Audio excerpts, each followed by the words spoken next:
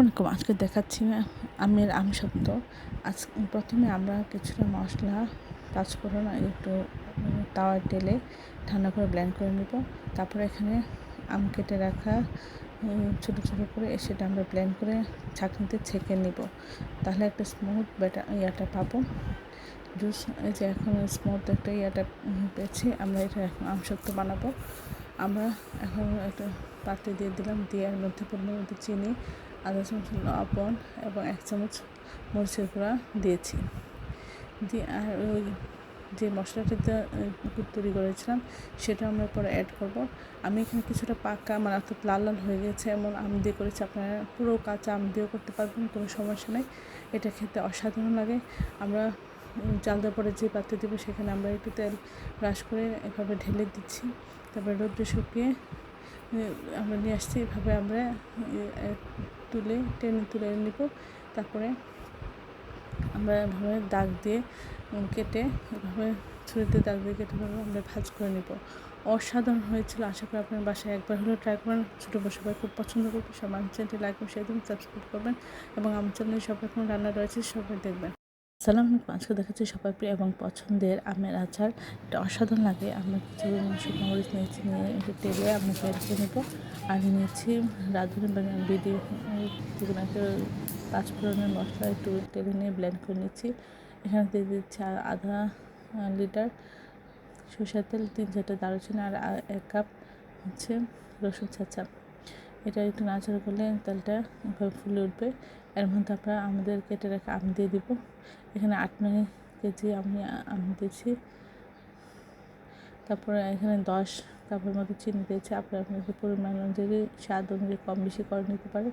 আমি এখানে দিয়ে দিচ্ছি 2 চামচ লবণ, দিয়ে এভাবে নাড়াচাড়া করে নেব।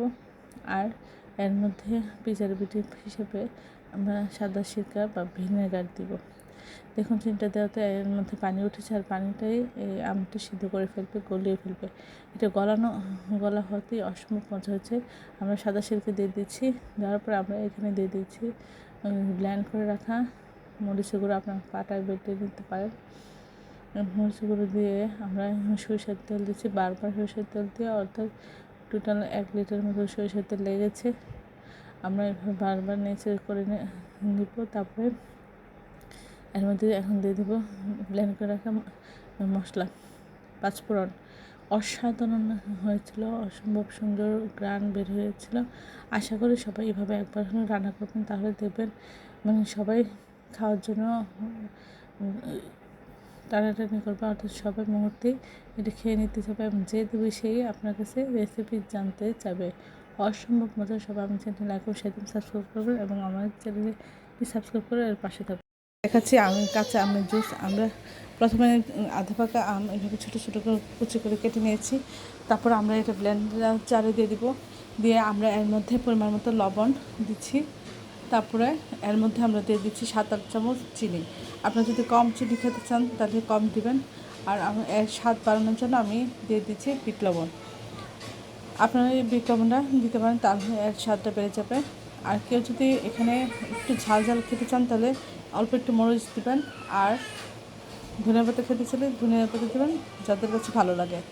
আমি এর মধ্যে পরিমাণ মতো একটু পানি দিলাম, দিয়ে এটা ব্লেন্ড করে নিব। তারপরে আমি এখানে পানি বেশি দিয়ে একবার ব্লেন্ড করে এটা কমপ্লিট একটু জুস তৈরি করে নেব। দেখুন কতটা সুন্দর লাগছে, অসম্ভব মজা হয়েছিল। আশা করি আপনার বাসায় আম ফুরিয়ে যাওয়ার আগে একবার হলেও ট্রাই করবেন। ছোটো বড়ো সবাই খুব পছন্দ করবে আর খেতে অসাধারণ লাগে। সবাই এই রেসিপিটা একবার হলেও ট্রাই করবেন, তাহলে দেখবেন পাকা আমের থেকে কাঁচা আমের জুসটা যে কতটা মজা আপনারা না খেলে বুঝবেন না। সবাই আমার চ্যানেলটি লাইক এবং শেয়ার দেবেন, সাবস্ক্রাইব করবেন এবং প্রিয়জনকে বেশি বেশি করে শেয়ার দেবেন। আমার চ্যানেলে সব রকম রান্না আছে, দেখবেন।